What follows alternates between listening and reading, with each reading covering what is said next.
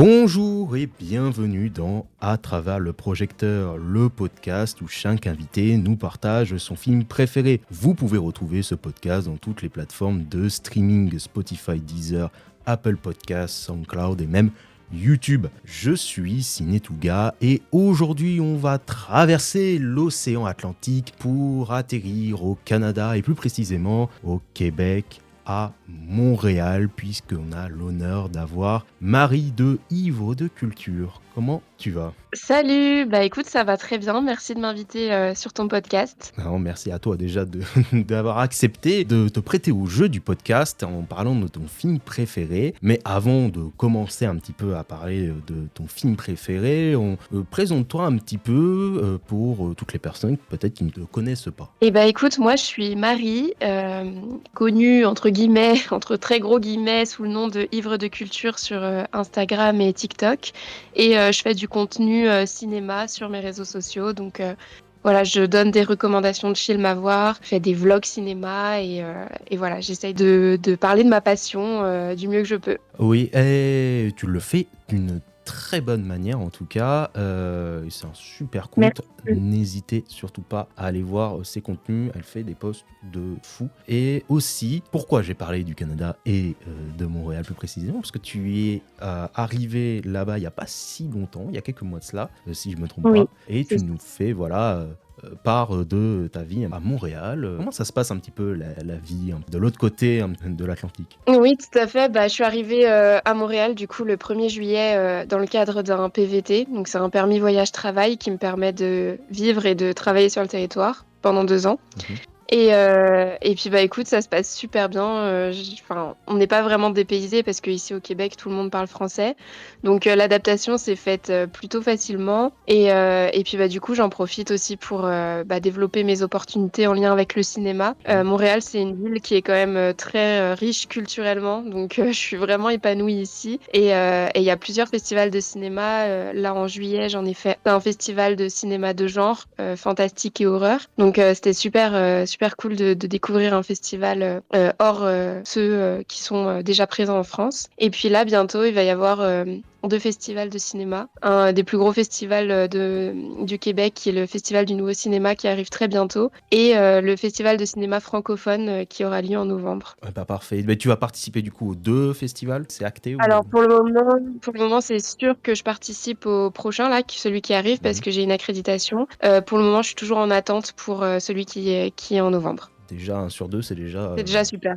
voilà. Mais Ouais, on espère, ouais. bien sûr, on croise les doigts pour que tu aies le deuxième et que tu nous puisses nous relater ça à travers tes vlogs, tout simplement. Voilà. Parce qu'elle fait aussi Tout un à peu des fait. vlogs, voilà, où elle nous retrace justement sa vie à travers justement les différents festivals qu'elle fait. Donc voilà, on croise les doigts. C'est ça. Mon objectif, c'est aussi de vous faire vivre le festival à travers mes yeux pour que tout le monde puisse en profiter, même sans être présent en physique. Et en tout cas, moi, je prends un énorme plaisir à regarder ces vlogs, puisque voilà, c'est quand même des festivals qui sont quand même pas tout près, hein, voilà, faut quand même le dire. Donc, c'est très intéressant et ça permet aussi de voir un petit peu, peut-être une différence de culture qu'il peut y avoir entre les différents festivals à travers le monde. Et c'est plutôt intéressant Tout aussi à fait.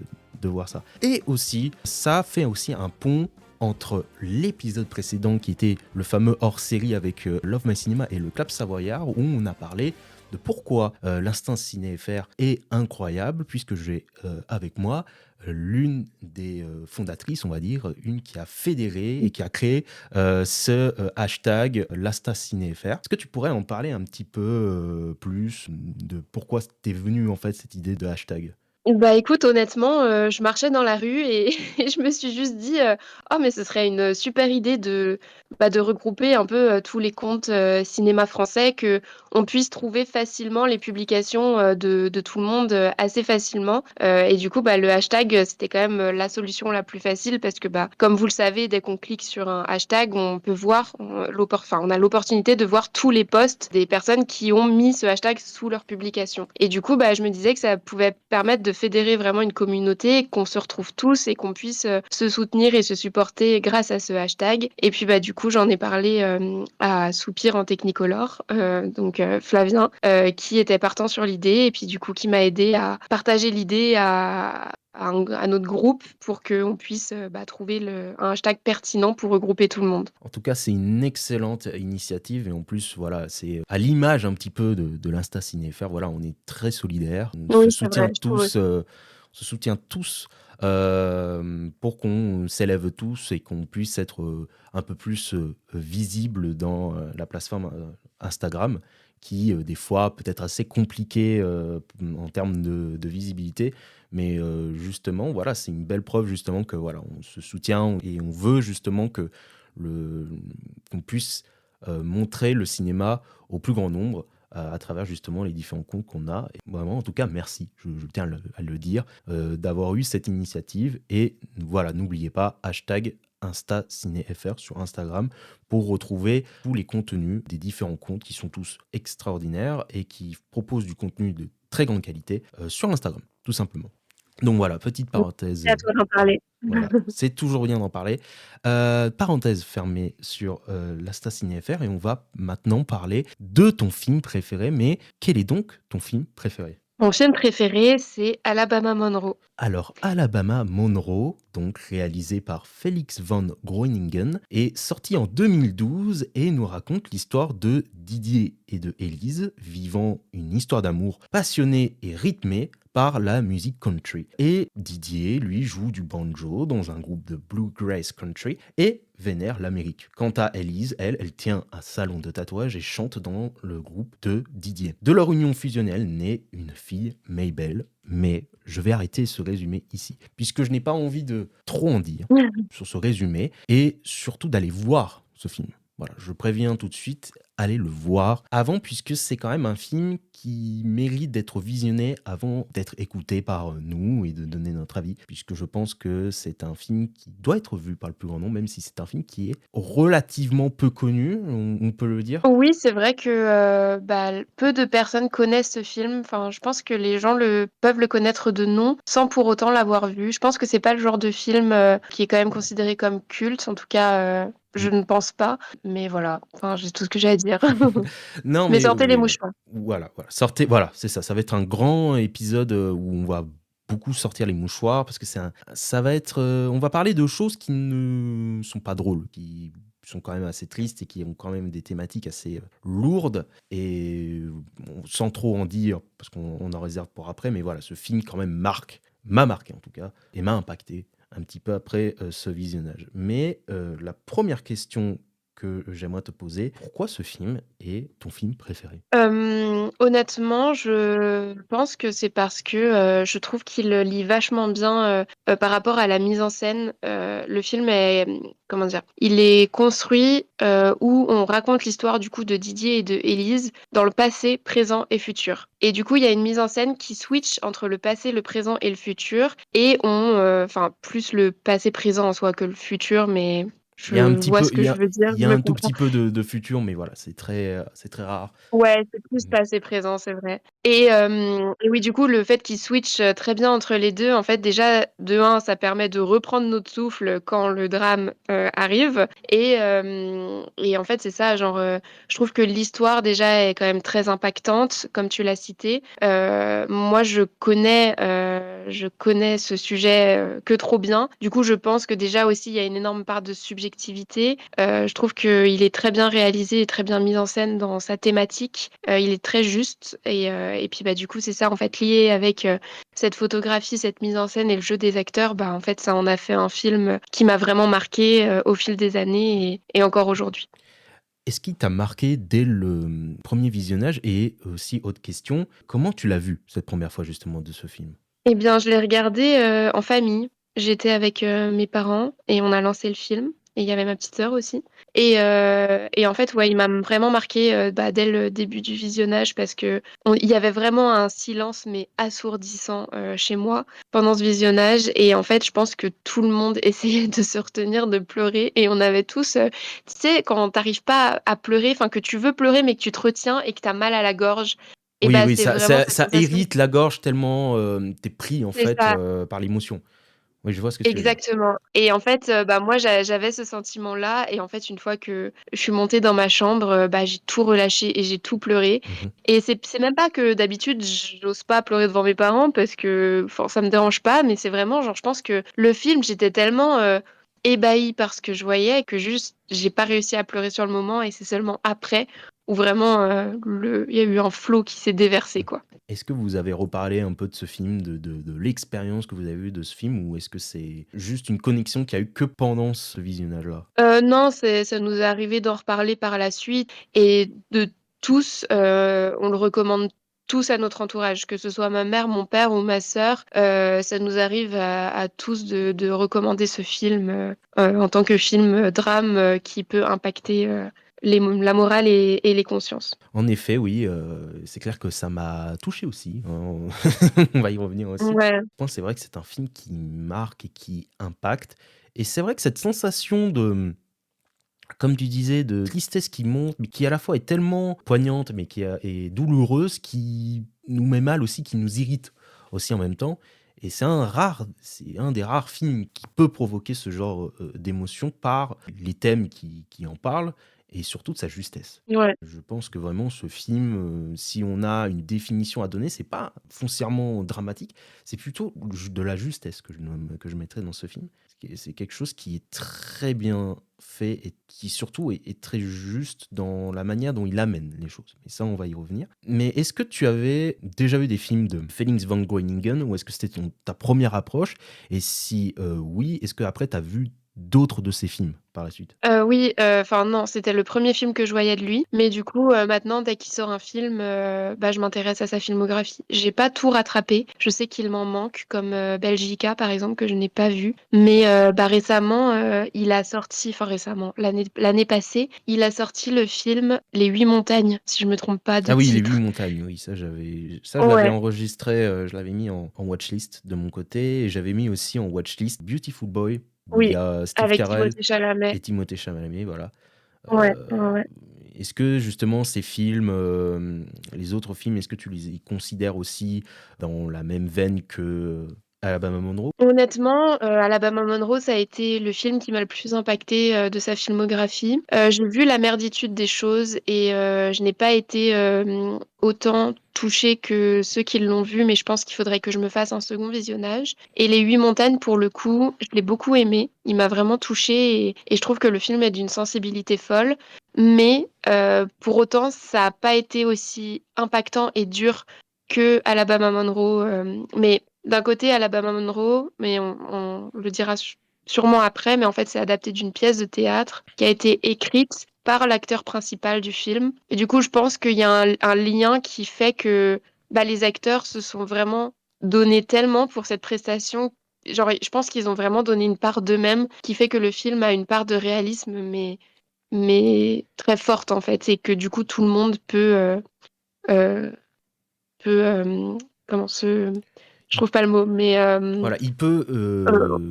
on peut se comparer facilement à leur histoire, en fait. On peut, C'est ça, c'est tellement enfin, je réaliste sais pas que si tu vois le mot. on peut voir à travers ce film un peu une part de réalité à nous, en fait. Ouais, voilà, c'est ça. Voilà. Et c'est un point que je voulais aborder juste après. Tu fais extrêmement bien d'en parler. C'est le premier point que je voudrais parler tout de suite maintenant. C'est à quel point ce film est réaliste dans sa façon, notamment, d'amener le drame.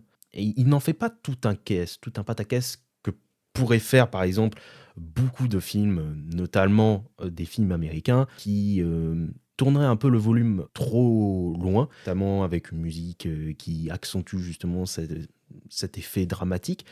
Mais Alabama Monroe a pris ce contre-pied où on laisse justement beaucoup plus les acteurs s'exprimer et surtout la mise en scène s'exprimer. Je dirais presque que ce film, alors loin d'être le cas, mais ça pourrait quasiment être une docu-fiction presque, quand je vois ce film, parce que quand je vois les prestations des acteurs, je me dis quand même qu'il y a certains moments où on pourrait confondre presque le fictif de la réalité, à quel point ces situations pourraient être vécu par des personnes réelles ou pas. Est-ce que toi, tu l'as senti aussi? Oui, c'est ça. Je pense que tout le monde peut s'identifier au film dans le sens où, face au drame qui leur arrive, ils ont tous les deux un point de vue qu'ils vont exprimer et ressentir différemment. Et je pense que même si on peut pas vraiment savoir comment nous on réagirait face à ça, on peut quand même réussir à s'identifier et s'imaginer la façon qui pourrait le plus nous toucher. Oui, parce qu'on a deux philosophies de vie complètement opposées. Ça a été expliqué dès la première scène du film entre Denis, si je me trompe pas, Didier et voilà, Elise. Didier, pardon, merci, entre Didier Ouais. et Élise, où l'un est beaucoup plus cartésien et très sur le moment présent et sur l'avenir, et Élise est beaucoup plus dans le symbolisme, le spiritualisme, dans la religion. Et c'est quelque chose qui va être confronté pendant tout ce film, cette question de la croyance, de ces symboles qu'il peut y avoir, justement, notamment, spoiler alert bien sûr si vous ne l'avez pas vu et que vous écoutez quand même, notamment avec l'oiseau qui, à travers la verrière, Oui. bien sûr, qui est une scène qui est très importante au niveau du symbolisme et dont on voit justement la différence de point de vue entre Didier et Élise. Et toute cette question de religion et de symbolisme reste un peu de côté jusqu'à ce point fatidique, bien sûr, la mort de Mabel, leur fille, qui va justement faire ressortir tout cela au grand jour. Et ces deux situations et deux deuils, comment surmonter au deuil, complètement différentes, avec deux Mhm. philosophies différentes. C'est exactement ça. Et c'est quelque chose qui marque. Et surtout, on sent que le deuil, en fait, est beaucoup plus interne. Il y a très peu de moments, je ne sais pas si tu vas me rejoindre là-dessus, où on les sent vraiment extérioriser, en fait, leur peine. Oui, c'est vrai. Bah, plus pour Didier que pour Élise finalement. Parce que Élise va plus facilement l'exprimer, mais elle va l'exprimer d'une manière où, comment? Bah, justement, par rapport cette spiritualité, cette religion, elle va plus l'extérioriser par rapport à ça, en fait. Mhm. Alors que Didier, il est plus renfermé sur lui-même. Il est plus renfermé sur lui-même, ce qui va arriver justement à un point de non-retour, qui va être justement cette scène de représentation justement de leur groupe de country, dans cette salle où quand ils font cette représentation et que Didier prend le micro et commence à parler justement de sa vision, de comment il a perdu justement cette foi, cette croyance aux religions, etc. C'est une scène très très marquante et dont, pour moi, est ma scène préférée du film, extrêmement marquante, extrêmement impactante, et surtout très déchirante, et qui, en réalité, résume parfaitement tout l'état émotionnel du film, après, justement, ces 2 heures de visionnage. Est-ce que toi, c'est aussi ta scène préférée, ou est-ce que tu as une autre scène préférée? Et ça, c'est une très bonne question. Je pense que vraiment enfin, je pense pas avoir de scène préférée dans ce film en fait parce que c'est vraiment il n'y a pas une scène qui va fonctionner sans une autre, tu vois ce que je veux dire? C'est un tout, en fait. Pour toi, c'est plus un tout Ouais, qui fait la beauté du film, en fait? ouais, c'est ça. Après, évidemment, la scène qui est vraiment déchirante, c'est la scène de fin, quoi, évidemment. Oui. Mmh. Mais je pense que, tu vois, même sans tout ce qu'on peut voir au début, la scène de fin n'aurait évidemment pas autant d'impact, vu que, évidemment, on s'attache au personnage. Mais je pense pas avoir de scène vraiment préférée dans ce film, parce que c'est ça, tout fonctionne les unes avec les autres, et c'est ça qui fait la beauté de ce film, quoi. Ça s'embrouille parfaitement, mais je vais quand même revenir sur un point que tu avais dit au tout début de ce podcast, c'était cet aspect justement où la mise en scène fait que on ne va pas suivre de façon chronologique cette Ouais. histoire. On va suivre un petit peu un bout où ils sont à l'hôpital, un autre bout où ils vont se rencontrer, un autre où on va aller un peu dans le futur, mais pas trop. Euh, c'est un parti pris. Alors moi, je vais faire un peu mon chiant un petit peu sur ce coup-là, mais c'est quelque chose qui, moi, me dérange un petit peu. C'est pas quelque chose que j'aime trop. Cet effet justement où on va en avant, on revient en arrière, etc. Ça peut me perdre. Voilà. Moi, ça peut me Mhm. perdre un petit peu sur cet aspect-là de comment on suit un peu la logique. Mais après, je peux comprendre parce que si on avait fait tout dans l'ordre, Le problème, c'est que on aurait les 3 quarts du film où ce serait juste de la dépression pure. Et je Bah, et puis pense, ça aurait été trop lisse. Ça aurait été trop lisse. voilà, et je pense que ça aurait pas eu le même impact que si on l'a décousu comme ça, comme cela a été fait. Je dois dire que même en n'aimant pas trop ce schéma-là de film qui est très décousu, moi je trouve que je l'ai bien apprécié, même s'il y a deux, trois transitions qui peuvent être un petit peu mal amenées de temps en temps, mais vraiment c'est peut-être le seul point noir un peu négatif du film, parce que après cela, vraiment moi le film m'a attrapé et m'a plus jamais lâché. Est-ce que toi, ça a fait du coup cette même impression-là? Ouais, c'est exactement ça. Et puis je sais qu'aujourd'hui, je peux pas le revoir tout le temps, en fait, ce film. Enfin, tu sais, des fois, t'as ton film préféré, c'est ton film doudou, et tu sais que ça te fait du bien quand tu le regardes. Moi, Alabama Monroe, c'est quand même une expérience qui est douloureuse. Ça, enfin, c'est pas un visionnage agréable. Et je sais qu'il faut vraiment que je sois dans un bon mood, on va dire, si je peux dire ça comme ça, pour le voir. C'est rare, oui, voilà, justement, je voulais venir un petit peu à cet aspect-là, un petit peu cette rapproche de ton film préféré, parce que c'est rare les personnes qui ont justement un film préféré qui ne peuvent pas trop le regarder, puisque c'est un film qui est très badant, on peut le dire, Ouais, qui est pas du tout un film qui permet d'être réconforté. C'est vrai que c'est une approche qui est quand même très différente, parce que normalement, quand on apprécie un film, c'est généralement un film qu'on a envie de le revoir et qui nous remet d'aplomb. C'est vrai que toi, tu as ce contre-pied avec Alabama Monroe. Quelle est la relation que tu as un peu avec ce film? bah, c'est dur comme question. Quelle est la relation que j'ai avec ce film? Bah, en fait, c'est ça, c'est finalement un peu un amour toxique parce que d'un côté, c'est mon film préféré, mais de l'autre, il me fait mal quand je le regarde, quoi. Donc, j'adore ce film, mais bah, c'est ça, je peux pas le voir tout le temps. Et bah, c'est la relation que j'ai avec ce film, c'est que j'adore le conseiller, j'adore faire souffrir les gens pour pour qu'ils ressentent ce que j'ai ressenti. C'est vrai que voilà, moi je me suis. C'est très rare les films comme ça qui sont dans cette liste de films où je me dis que je ne pourrais plus jamais les regarder de ma vie. Ouais, Et ce film fait partie un peu de cette catégorie. Je l'ai mis, je l'ai regardé. C'est pas parce qu'il est mauvais, très loin de là, parce qu'il y a des films bien sûr que je reverrai jamais de ma vie puisqu'ils sont mauvais, mais ce film est très très conseillé. Mais c'est surtout qui est très lourd. Il faut que vous soyez dans un bon mood pour voir ce film, hein. N'ayez pas ouais, l'esprit déjà un peu négatif quand vous voyez ce film, c'est un des conseils que je vous donnerais. c'est ça. Même en ayant un mood très positif, quand je l'ai vu, avant de démarrer ce film, à la fin du film, j'étais vraiment pas bien. En voyant le film, notamment justement par sa justesse. C'est vrai, c'est très justement fait pour que justement on ait cet aspect très réaliste en nous et qu'on se dit, voilà, en fait, on est complètement happé par cette histoire et qu'on pourrait se dire, voilà, que cette histoire pourrait arriver à n'importe qui, justement. Et tu disais, il y a quelques minutes, que c'était adapté d'une pièce de théâtre, mais Oui. fait par justement l'acteur principal, donc Didier, si je ne me trompe pas. Bah, Euh, ouais, c'est ça, Johan Eltenberg. Et avec, bah, c'est pour pas éteindre le nom de la deuxième personne qui a écrit la pièce de théâtre, c'est Mickey Dobels. ok. Voilà. Et est-ce que, mais la question que je me posais, parce que j'ai pas fait assez de recherches là-dessus, je sais pas si cette histoire était adaptée d'une histoire, de sa propre histoire, ou est-ce Non, que non, c'est non. une histoire fictive? Non, non, c'est une histoire fictive. Ok, parce que si ça avait Ouais. été inspiré d'une histoire réelle, je comprendrais à quel point pourquoi ce film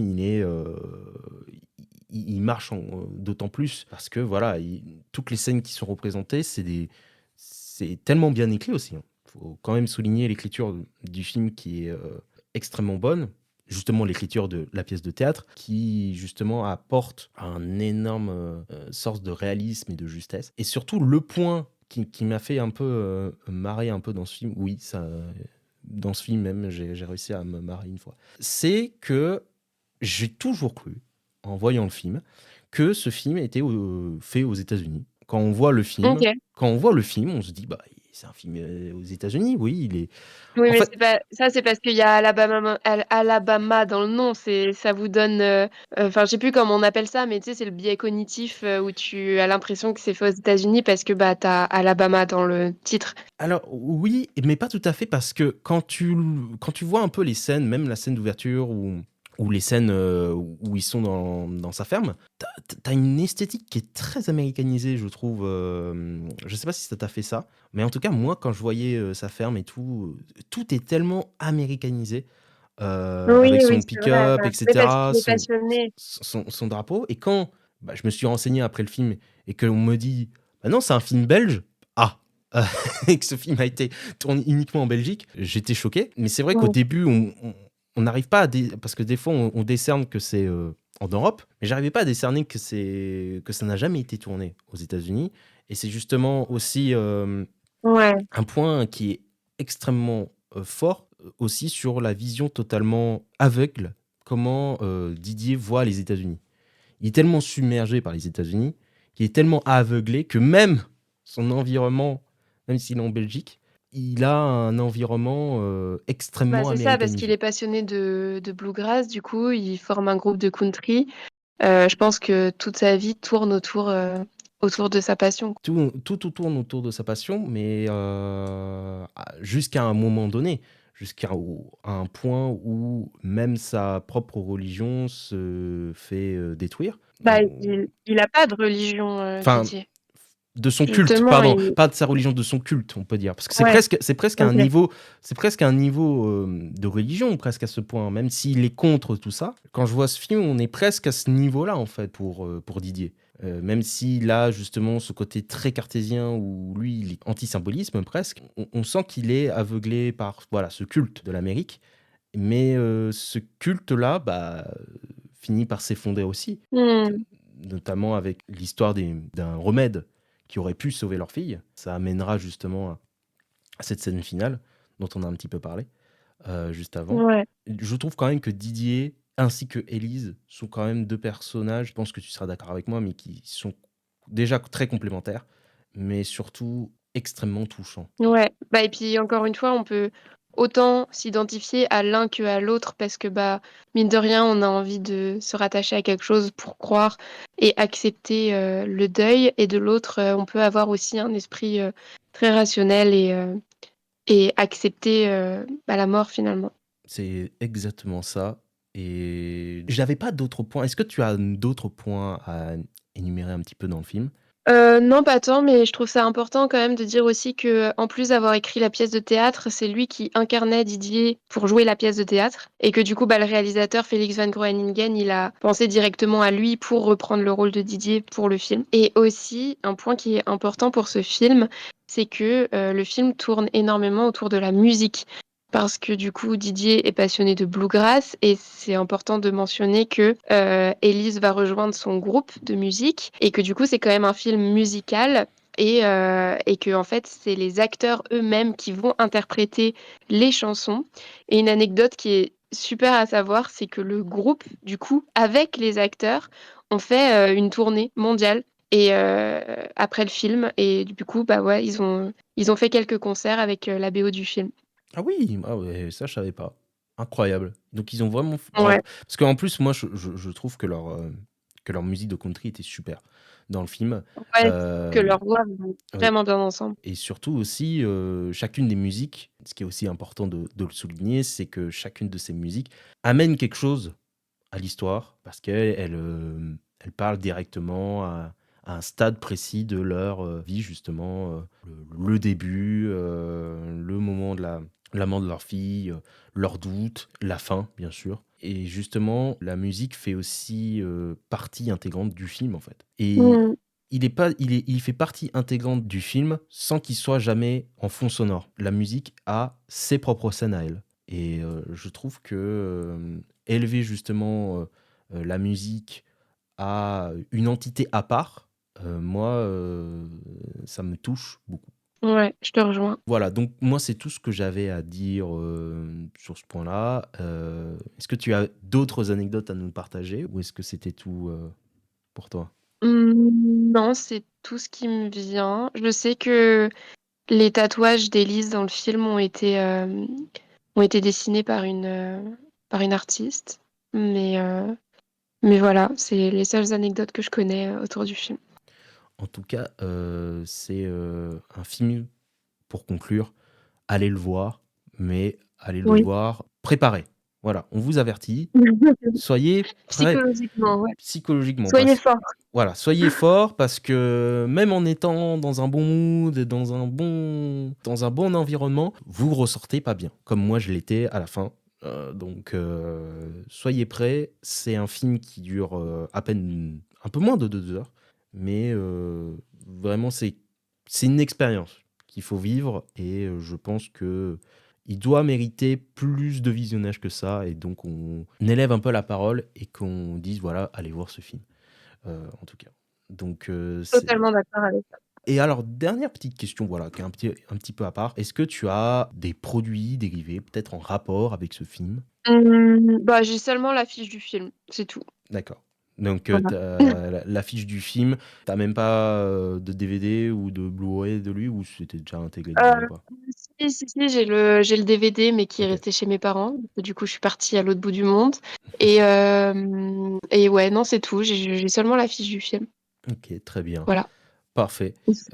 Et ce sera tout pour cet épisode. En tout cas, un grand merci, Marie, d'avoir accepté justement de t'être prêtée au jeu du podcast. C'était un excellent épisode. En tout cas, j'ai pris beaucoup de plaisir à le faire et surtout aussi de parler d'un très bon film qui est Alabama Monroe. Voilà, allez le voir, bien sûr, en tout cas. Vous pouvez bien sûr la retrouver sur Instagram, bien sûr, avec marqué juste Ivre de Culture et vous la Oui. trouverez. Voilà, on a déjà un petit peu parlé en long et en large au travers de son contenu, mais voilà, c'est un grand plaisir. Et bien sûr, vous pouvez donner une note, bien sûr, à travers le projecteur, bien sûr, sous Spotify, bien sûr, et voire même sur Deezer, je crois que vous pouvez aussi. Donc évaluez-le, ça me fera toujours plaisir. Et si vous voulez bien sûr me suivre, vous pouvez me suivre sur Instagram, Cinetuga ou à travers le projecteur. Voilà, c'est les deux comptes que j'ai sur Instagram et aussi sur TikTok aussi. Vous pouvez me retrouver @Cinetuga. Donc voilà, ça fait pas mal de pubs, mais il faut le dire. Et bien sûr,